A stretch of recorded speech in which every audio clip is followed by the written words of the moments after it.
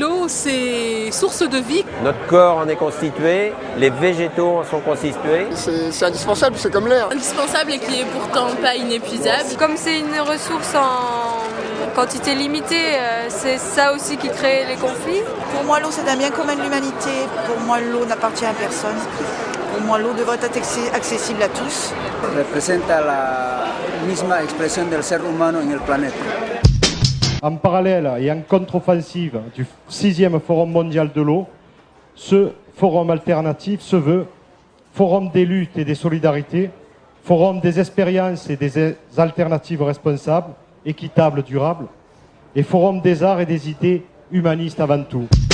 EDF, ancienne entreprise nationalisée, canalisait l'eau et la mettait à disposition pour l'eau potable, pour les grandes villes, Marseille et Aix-en-Provence, l'agriculture, le niveau des rivières pour garantir la biodiversité. On a le gouvernement qui aujourd'hui veut ouvrir les concessions des barrages et exploser cet équilibre-là pour faire entrer d'autres producteurs qu'une entreprise de service public. Les gens qui vont prendre les concessions des barrages ne vont pas obligatoirement faire du service public et garantir le multi-usage de l'eau. Ils vont avant tout vouloir faire de la production d'électricité au moment où l'électricité est chère, puisque l'hydraulique sert en permanence à réguler les pointes d'électricité. Donc on veut s'opposer à ça.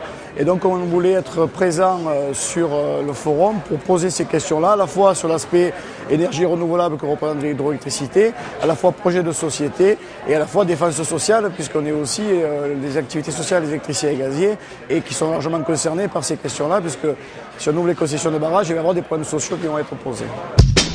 On a rebeloté ce projet-là en disant essayer de faire des aménagements à taille plus humaine. Je suis venu pour donc présenter le projet, ce projet Cameroun, projet qui débouche avec un financement de la CCAS. Il faut savoir que dans ces régions, donc, on a une saison humide avec des crues très importantes des rivières, beaucoup d'eau qui passe devant le nez des habitants, et en fin de saison sèche, de gros problèmes pour l'abreuvage du bétail et pour l'irrigation. Donc d'où l'intérêt de notre projet qui consiste à créer une retenue d'eau qui se remplit en saison humide et qui permet la restitution de cette eau en saison sèche. Il en est de même de la question de l'assainissement. J'ai participé au débat sur la solidarité africaine et je pense que nous avons découvert un kit d'informations important et qui permettent, disons, de comprendre jusqu'où la solidarité peut permettre de se substituer aux défaillances de l'État, aux défaillances de la Banque mondiale et du Fonds monétaire international et de bloquer des conceptions assez novatrices. Et ces conceptions qui seules peuvent permettre aux populations de retrouver et de recouvrer leur dignité. On se retrouve dans les mêmes conditions que la fin du 19e ou du 20e, et des compagnies privées qui arrivent et qui récupèrent un service qui devient extrêmement juteux. En France, par la loi, l'eau est un service public comme l'assainissement, mais derrière les mots se cache la réalité, c'est que les élus qui ont en charge le service public de l'eau et de l'assainissement, la loi permet aussi de le déléguer à des sociétés marchandes. Et malheureusement, ce qu'on constate, c'est que par facilité, par intérêt, par copinage, pour tout un tas de raisons, des élus locaux, qui ont été les élus du suffrage universel, passent la gestion de l'eau à des sociétés privées et dont ils la rendent une marchandise. On a besoin de remettre sur les pieds par la loi qu'on impose le système en gestion publique directe.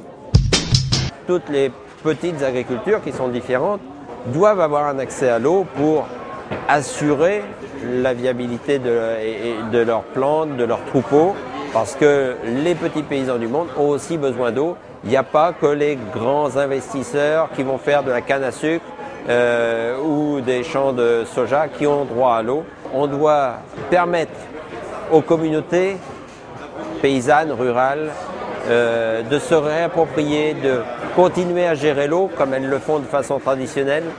Et si on a aujourd'hui des désordres, effectivement, il y a le changement climatique qui en est responsable, mais il y a surtout le changement des règles du commerce international qui fait que les populations locales n'ont plus la maîtrise pour continuer à gérer l'eau comme elles l'ont toujours fait. Quand on voit la dynamique qu'il y a ici dans ce forum alternatif, quand on voit la réalité objective des arguments qui sont mis en avant par ceux qui savent de quoi ils parlent parce qu'ils le vivent au quotidien, on ne peut pas concevoir que le bon sens n'arrive pas à gagner et que la voix citoyenne des populations ne soit pas enfin prise en compte.